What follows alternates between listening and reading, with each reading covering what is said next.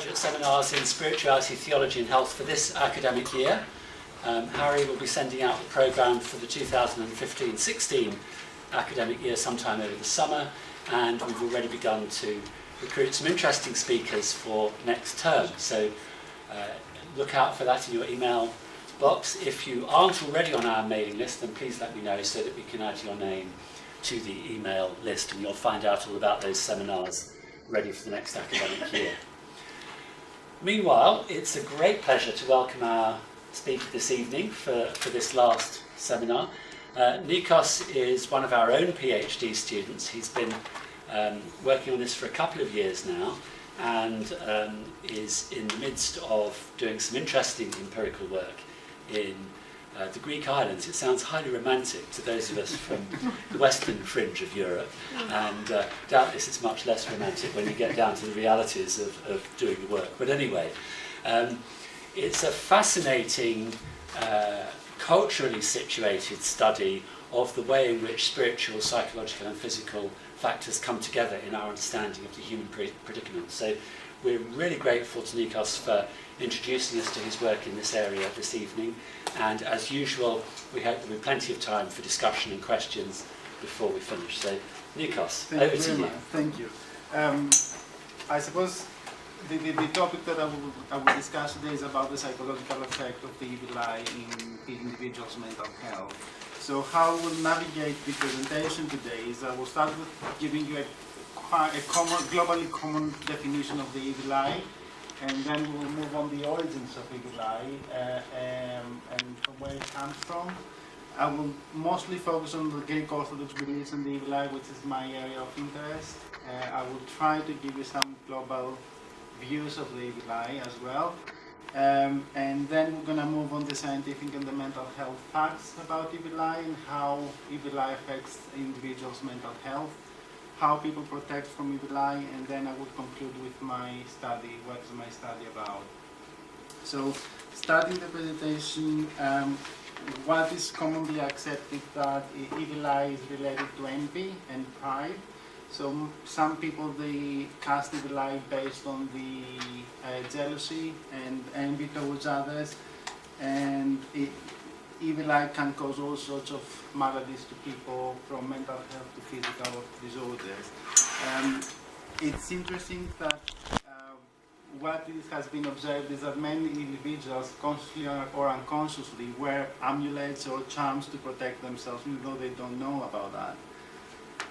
But from where it comes from, the earliest reference that we have about evil eye comes from the Sumerian civilization, and it goes back to the 3rd millennium BC. We can see in Sumerians that they have references to the clay tablets about evil eye. We don't know what are the powers that attribute to the evil eye, but what we know is that they were scared of the evil eye as an eye that oversees individuals' behaviors. Following that, we have the classic Greeks, and there are many classic Greeks that attribute the different powers of the evil eye. It is said that the classic Greek beliefs are originate by Egypt, and more likely by the god Ptah. And Ptah is the god of all goddesses and gods and human beings. What it is said is that Ptah gave birth to gods through his eye. So any emanations that comes from the eye is the most potent and can cause lots of severe maladies to people. We have references about evil eye from Plutarch and Plato, on the Symposium. He states that actually those that they are casted by evil eye, they don't have control of their thoughts and their behaviors. And it's the first link that actually evil eye can cause dissociation to people.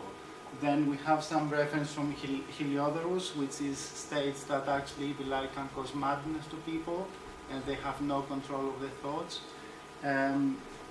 Following though the classic Greeks and their definition about evil eye can cause quite a lot of confusion. The reason for that though is because they give different definition of the evil eye, and they give different attribution to the evil eye than the ones that we give nowadays. However, these differences, the only thing that signifies the complexity of the phenomenon, and that the phenomenon has lots of multifaceted characteristics. In Greek, in classic Greece, the belief that evil eye is very much linked with gods and goddesses' malevolent attitudes. And we have the most important phrase from Aeschylus in the Agamemnon, the work Agamemnon, stating that struck from afar from any god's jealous eye. And that indicates how people were scared of the god's evil eye. And it said that gods in Greek, in classic Greek, are used evil eye to cause problems to human beings. We have the classic Greeks that they make reference to the evil eye, but actually we have the mythology as well that gives quite a lot of references to evil eye. The most important one is the Narcissus. The Narcissus, we all know, most of us know that actually he was admiring himself on his reflection and he turned to a plant. What it is said though is that the admiration is a characteristic of the evil eye that can cause quite severe mental health issues. So we have the first characteristic of the evil eye, which is admiration, and then the next one comes from the most famous Gorgon, which was Medusa. What was her characteristic was that he was turning into stones those that he was gazed to. So the evil eye is can cause lots of physical illnesses through the gaze, through the envy, which was her characteristic. So we have the two major characteristics of the evil eye, which is envy and admiration. In ancient Greece, evil eye was very much linked with envy and pride, which are the fundamental elements of the evil eye, and most of the ancient Greek people, they were ruled their lives through these two elements, and we call these elements hybris, and hybris was the one that actually attracted the god's evil eye. And hybris is very much related to pride and arrogance.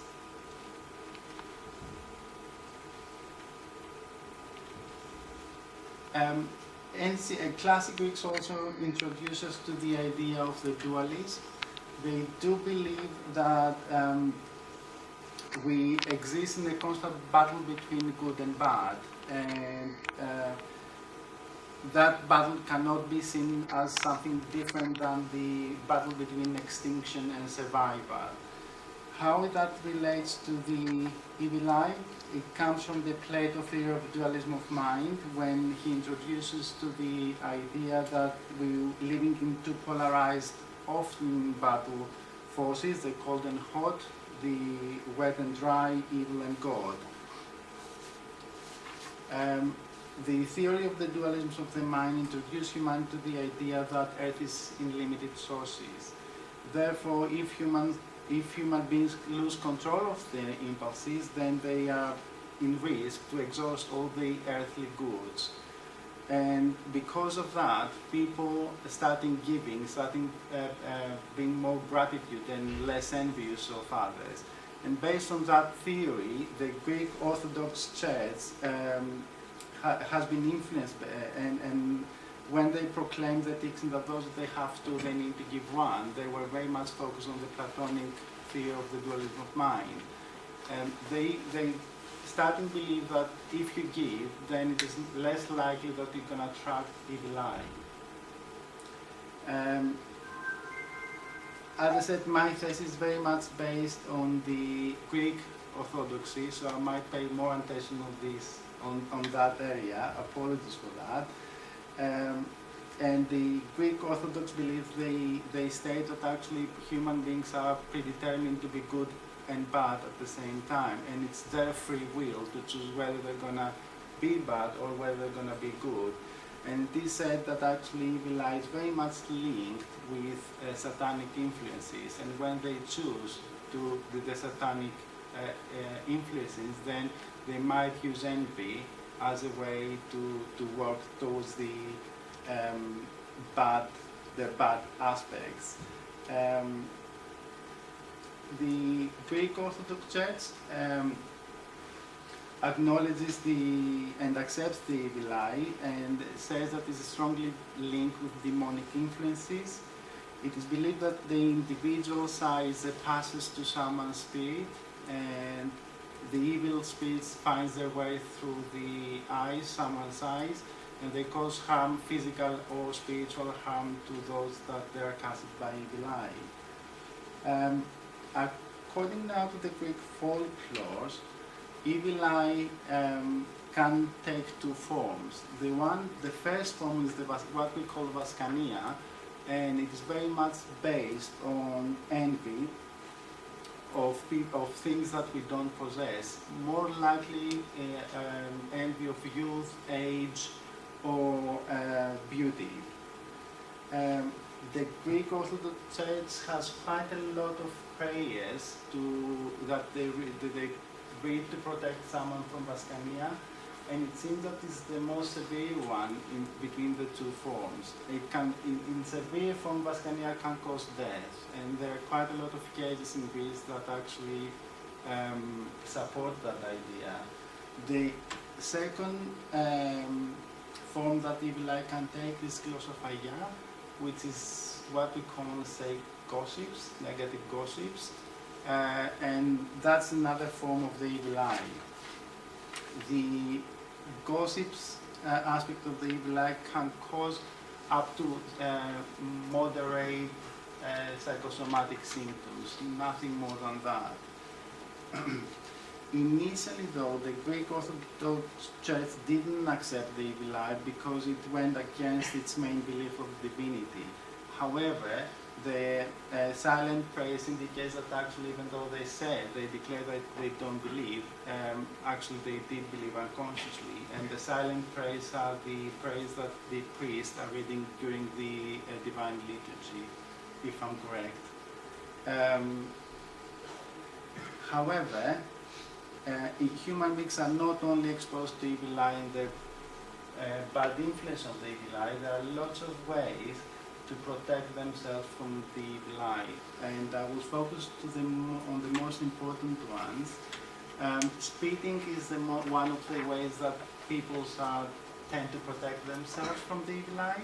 So it's quite commonly to see in Greek people to spit on the street when they feel that someone around them can cast evil eye.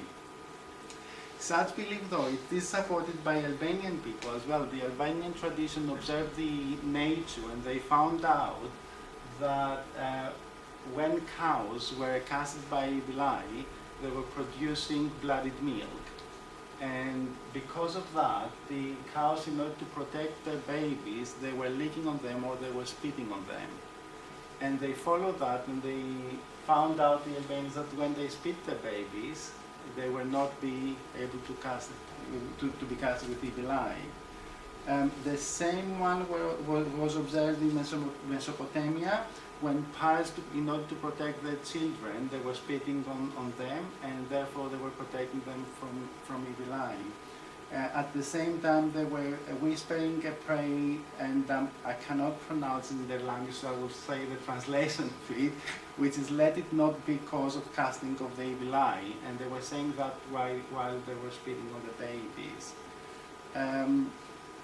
The next one that it is used to protect people from evil eye is the amulets, the blue amulets in the shape of an eye. It is believed that the blue comes from ancient Greek, and initially it was used as a protection for miscarriage. Later on, the blue take the form of protection for misfortune, and it was very much associated with it as a protector from evil eye. During the pagan years now, the blue was associated with the power of counterbalancing the dark phase of the moon, and it was very much associated as the trap of the black magic. So they were giving to the blue quite a lot of magic powers. In Greek customs, parents, in order to protect their children from evil eye, they pin beads, blue beads in the shape of an eye on their clothes, and similarly, the same behavior could be observed in the Muslim text, when they believe that when you wear something blue, then it's impossible to be casted with evil eye. The next one that it can be seen even today, and is originated from the Romans and the Aztecs, is the phalluses. They pin on the front door different shapes of phalluses because they believe that actually the phalluses have great magic powers against the evil eye. The next one is the red and white threads. The red and white threads are very commonly used in Greece and in Eastern world, and it is believed that the red represent the blood, and more specifically the blood of the Jesus sacrifice, or the blood that protect Christians from the death angel in the 10th plague. We can also see that Siberian mothers were wearing a red thread on the middle finger while they were pregnant in order to protect their children from being cast of evil eye later on in their lives. Similarly, in Chinese tradition, the red represents good fortune and good luck.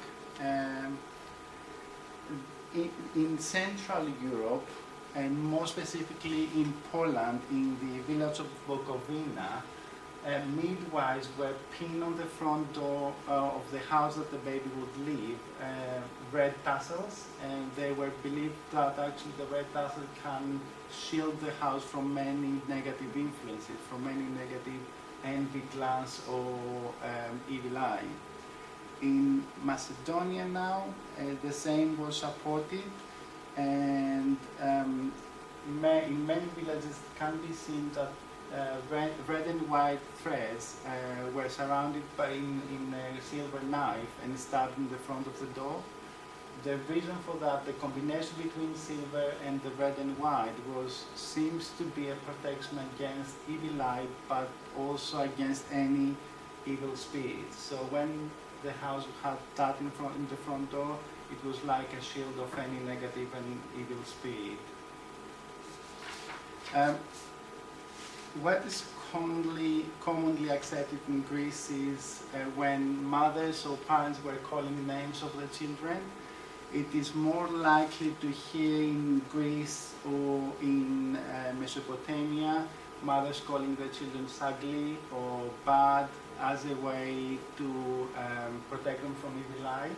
They found out that when they were calling the babies ugly, then it is impossible for someone to admire them and cause them suffer from evil eye. The other way to protect themselves from the evil eye is the isolation. In Bangladeshi societies, mothers do not allow the baby to leave the house for 9 days. The 9 days, there is an explanation of the 9 days, and I'm following that explanation. There are more than that. It comes from the Gaelic Islands and the South Italy, and they believe that nine is the spiritual number, which is the Trinity is multiplied by 3. In Islamic tradition, baby cannot get out of the house not until the mothers create amulets with words from the Quran. When they do that, then they pin it on the babies, and then they are allowed to get out of the house. It's the only way that they can be protected from evil eye.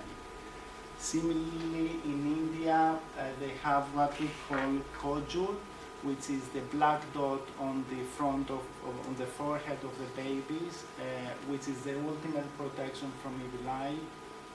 So in order for the babies to leave the house, they need to have that black dot on the forehead. And in Anatolia, and mothers do not allow the babies to live outside the house and being admired by strangers. So they keep their children in the house for as long as they can. I know that I gave you a few ideas about the evil eye, but I would like to give some more global views of the evil eye.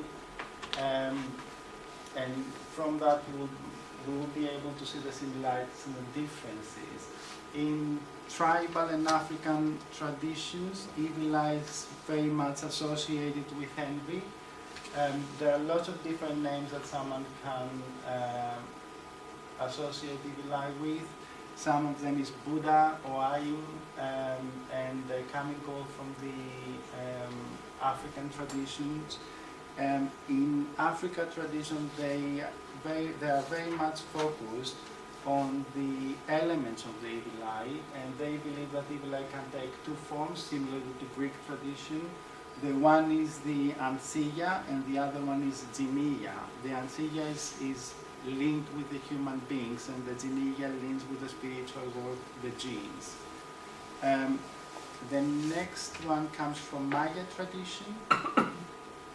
And the interesting thing about the Maya tradition was that they were not interested in individuals, and they associate evil eye with the societal aspects of it. They believe that actually evil eye is a social phenomenon that communities use to impinge pain to people. And they have different names from evil eye. One of them is Kisha, which means that someone is make you sick. However, they found out later on that that definition of the evil eye is not the most appropriate one, and they came up with the idea of the Maldoyo, which means actually evil eye, and it is very much associated with the overlook. So they believe that evil eye can be caused by admiration. Similarities can be seen in Eastern tradition, and more specifically in Muslim texts. Muslim texts believes that evil eye is fueled by the fear of dying. A fear which implies that an individual can die from a gaze. They also believe that through a gaze people can suffer severe mental health illnesses and delusions and dissociations. In Islamic tradition, they believe in parallel worlds. They believe that genes are living and interact with us in the earthly world. They can see us, but we cannot see them, and more likely it is that they can influence us through the gaze.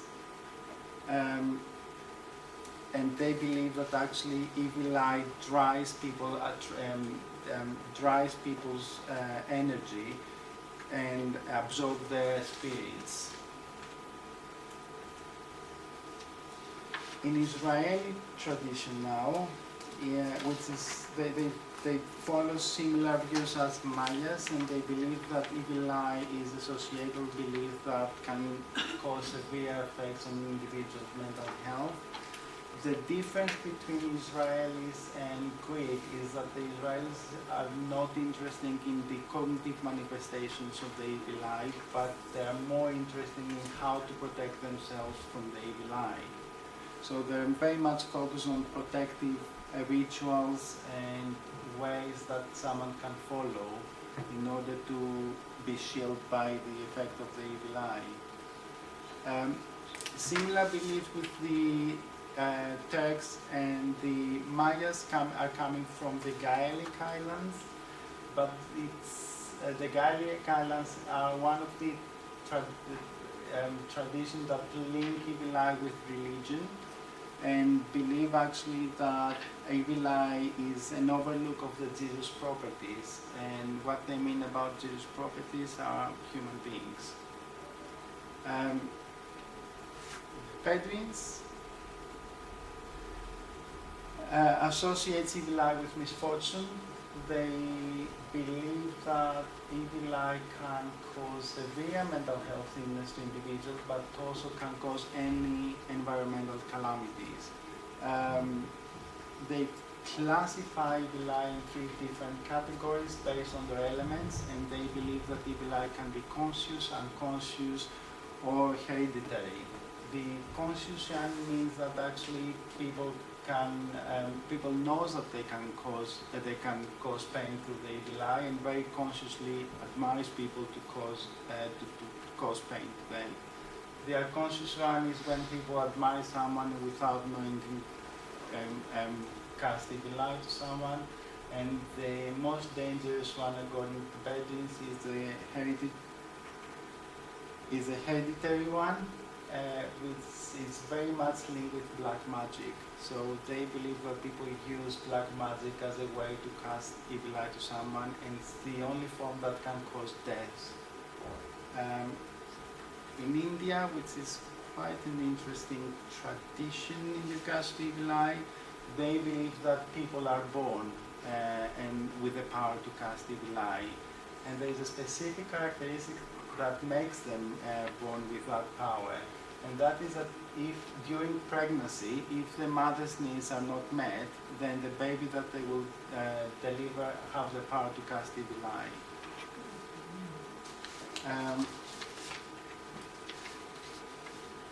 Another view about evil eye comes from the Balkans, and they follow more philosophical views about evil eye. They believe in the limited goods, and they believe in the equation of liquid, which means life for them, and dry, which means death.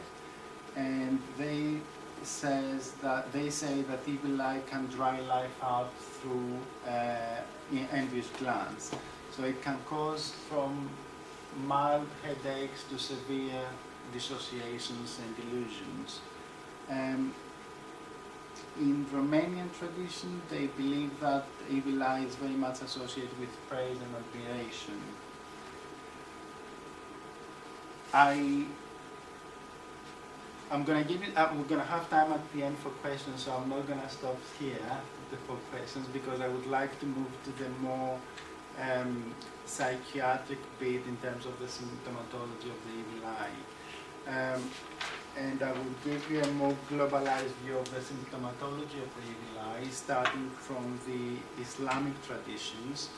In Islamic traditions and the faith healers, they use different diagnostic names to describe dissociation, envy, depression, and they believe that these symptoms, these illnesses can be caused from evil eye.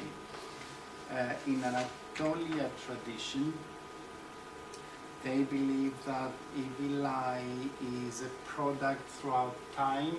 So if the baby is cast by evil eye, it is more likely not to develop symptoms during their childhood, but to develop mental health issues later on in their lives. Muslims, they believe that female Muslims are more likely to be cast by evil eye, and not the male Muslims. It is also believed that those that they accept evil eye in their lives, it's more likely to present psychiatric symptomatology as well, and severe mental health issues.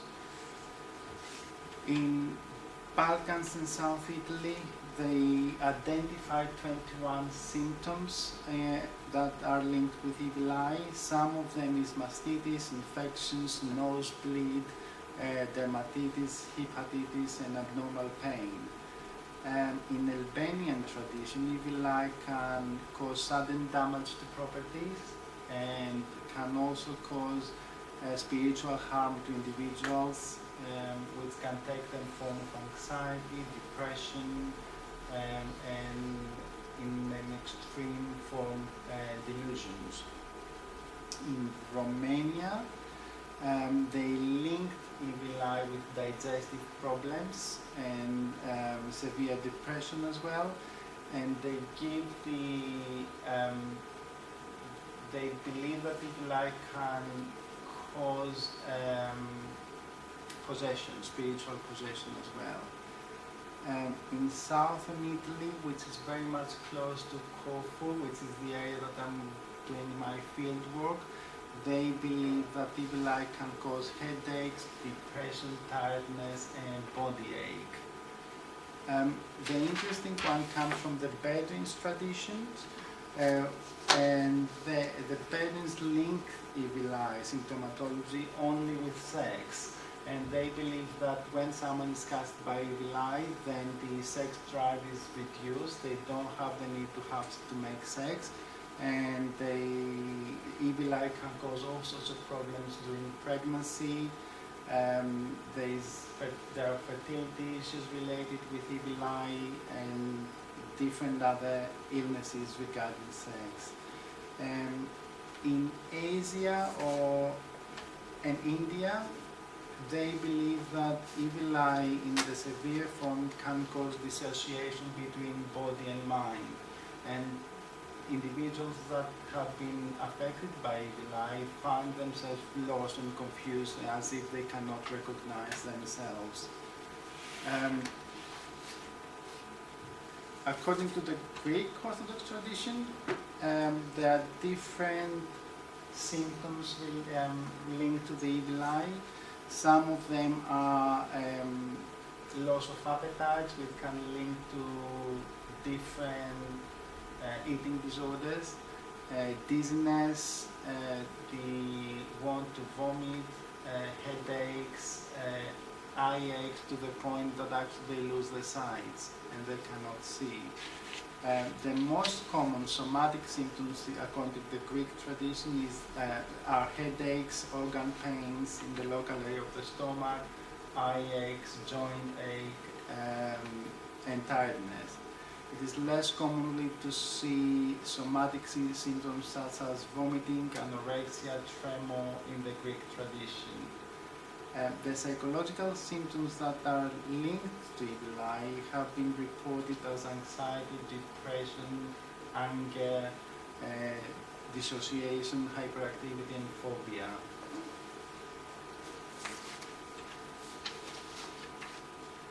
What is the psychiatric view of the evil eye? Psychiatrists from the West, and the reason why I'm saying the West is it's until recently that they recognized the evil eye. They didn't recognize the evil eye, and they didn't acknowledge evil eye as a disorder or as a cause of different mental health disorders, to the point that sufferers were not feeling comfortable to discuss their pain with the psychiatrist or the doctors because of the fear that they might not be understood or they might be judged and misdiagnosed.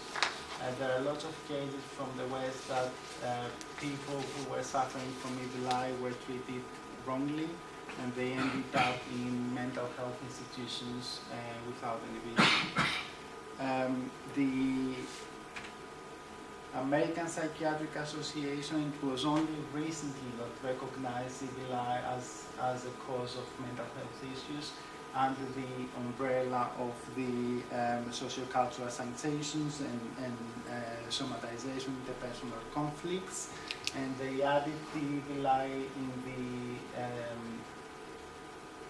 Diagnostic Statistical Manual in 1994 under the section of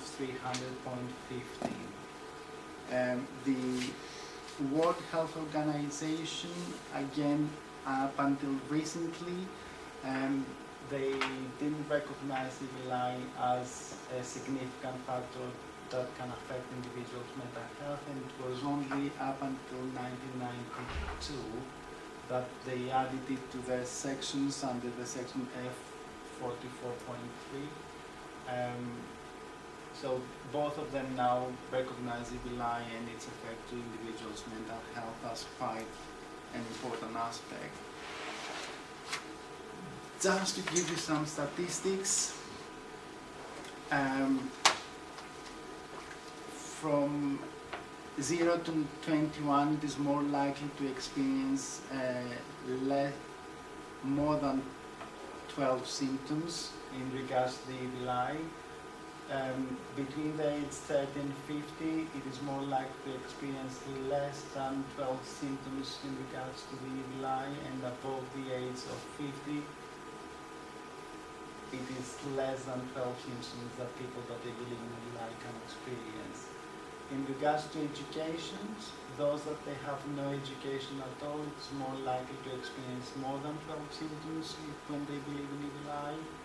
Those that they have the basic education, it's more likely to experience less than 12 symptoms, and similarly with those that they have high education.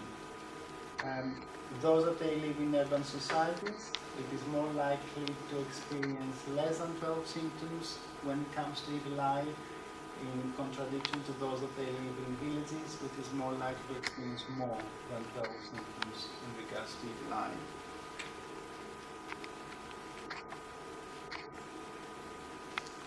The distribution of the symptoms, many studies have been conducted and they concluded that the evil eye can cause somatic or psychological illnesses to people. The most common one is the multiple body aches, and then in terms of the pregnant woman, can cause abortions as well. It can cause paralysis or tremors or anorexia, and when it comes to the psychological symptoms, it is more likely to cause anxiety or obsessions and depressive ideas, and it is less likely to cause psychotic disturbances. In terms of the treatment, it is believed that prayers can heal evil eye, so it's more likely sufferers to use prayers to heal themselves from the evil eye. There are few cases that they use psychotropics medications, and less likely to be referred to the psychiatrists. In terms of my study now, I'm focusing on the emotional communities, and what I mean about emotional communities, any group of people that they share similar views, morals or ideas. In the highest constellation, emotional communities can be religions, nations, tribals, so I'm focusing on emotional communities and more specifically in Kofu. I'm focusing on the psychodynamic conflicts of these communities, which means how they relate to their everyday lives and how that is affected by their past.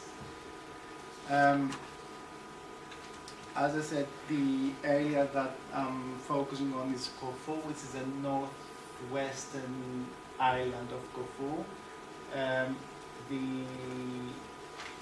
The interesting thing about the Kofu is that it's not only its geographical location, but throughout the year it has been a commercial port and had lots of influence from different countries. It's a multicultural society, but the population there, the people there holds very strong Christian beliefs, and they rule their lives based on the belief of the evil eye. Someone can observe lots of behaviors that they are related to evil eye. There are lots of symbols that they use in front of the doors in order to shield their household from glance or envy, or in general evil eye. My study is an anthropological study, which means that I'm looking at the human beings and how they interact in their environment, how they interact in regards to the phenomenon that I'm going to examine. And approaching this phenomenon multidisciplinary. And what that means for me is that so far the research observes the phenomenon within the societal context that takes place. I'm taking this study a step further by examining not only the social context but the subcultures as well. because it has been observed that sufferers, there is no open communication between sufferers, spiritual healers, and mental health professions. Instead of working together to heal their sufferers, they work against each other and leave the sufferer to suffer. So my study tries to develop the dialogue between three different target groups.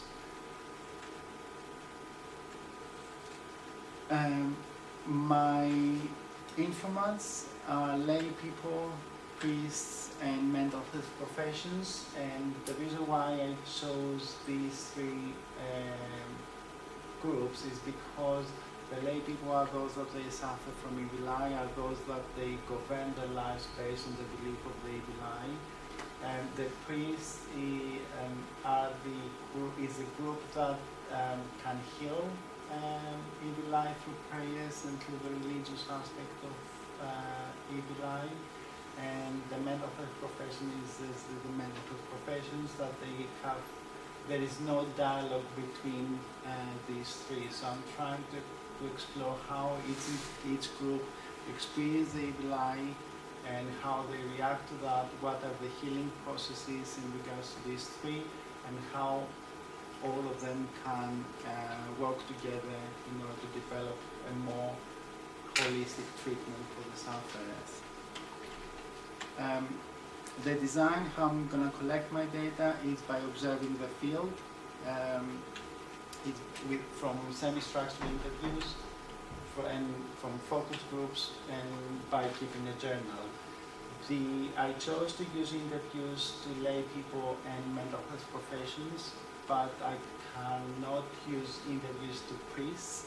And the reason for that was when I made my trial and I went there, priests wouldn't talk to me. And we found out with the local bishop that it would be better to design focused groups so that we can gather together a number of priests that they will talk about the evil eye with me, slightly facilitating the group. It was easier for them to talk between them because I was an external factor and they wouldn't trust me. The journal will allow me to see myself within the field because I'm coming with my biases, I'm coming with my beliefs about the evil eye, and it might affect my judgments or what I'm observing from the field work. So by keeping the journal will give me the reflection of where I stand in regards to the phenomenon. My ethical consideration was the field work. One of my difficulties is where I place myself in the field. Do I participate or I'm just an observer? I'm more prone to be part of the society, to participate in the society, to participate in the rituals. That will give me access to different aspects of the phenomenon and the field work. It will also allow people to trust me easily rather than just observing them. The next aspect was the consent form. Shall I ask consent form from the participants to observe them, to interview them, or not? And that's the actual dilemma. However, the answer to that came from the American Anthropological Association, the 3As, which says actually that I don't need a written consent. I just need the participants' consent, verbal consent, that they are happy for me to interview them or observe them. The strength of the study, as you have already noticed from my name and my accent, I'm Greek. So I'm quite familiar with the sociocultural background. I know the Greek environment, and that gives me better access to Greek people. They trust easier Greek person rather than a foreigner. The other strength is the language. As a Greek person, I can understand Greek language different than someone that is not Greek. I can understand the idioms, I can understand what lies beneath the words, and I can challenge them in different aspects. The obstacles is my personal biases, which are many, and I'm trying to identify more.